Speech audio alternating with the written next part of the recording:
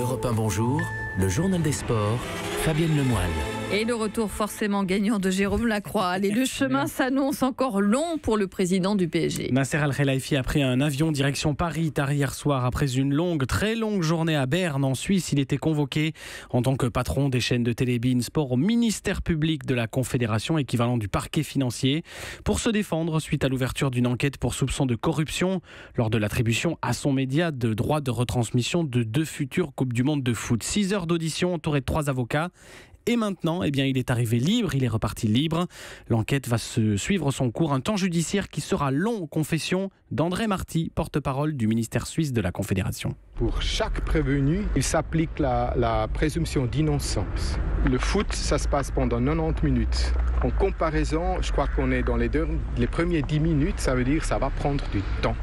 Et ça ne serait pas sérieux de dire maintenant, quel est le contenu de ce que M. Nasser Al-Khelaifi vient de prononcer. Donc il faut patienter et ça va prendre vraiment du temps. On connaît ce matin les qualifiés pour les 8e de finale de la Coupe de la Ligue. Belle victoire des Tourangeaux, dernier de Ligue 2 3-1 contre les Nantais, 3e de Ligue 1. Les Stéphanois sont éliminés, sortis 5 tirs au but à 4 par les Strasbourgeois.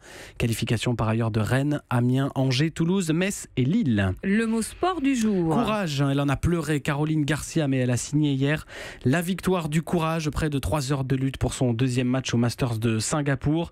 Elle a vaincu l'Ukrainienne Svitolina, 4e mondiale en 3 manches. Elle tentera de se qualifier demain pour les demi-finales lors du dernier match du premier tour face à la Danoise Wozniacki. Beau début de saison effectivement pour Caroline Garcia. L'histoire du jour. La très belle histoire de Beniamino Macor. Il vit en Loire-Atlantique, il a 72 ans, c'est un survivant.